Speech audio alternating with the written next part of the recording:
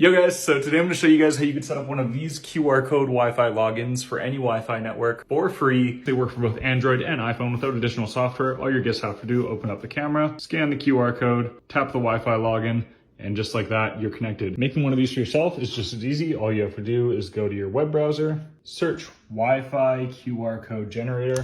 You're going to Google that and click the first one that comes up. You're then going to enter your Wi-Fi information. This is going to be your network name and your network password.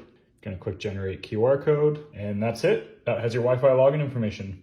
You then can download it. It'll take a second to download here, and if you'd like, you could add some of the text in an image editor like I did, or you could just print it out as is. Now that we've got our QR code generated, we're just going to hit Control P here and print this baby out. And that's literally it.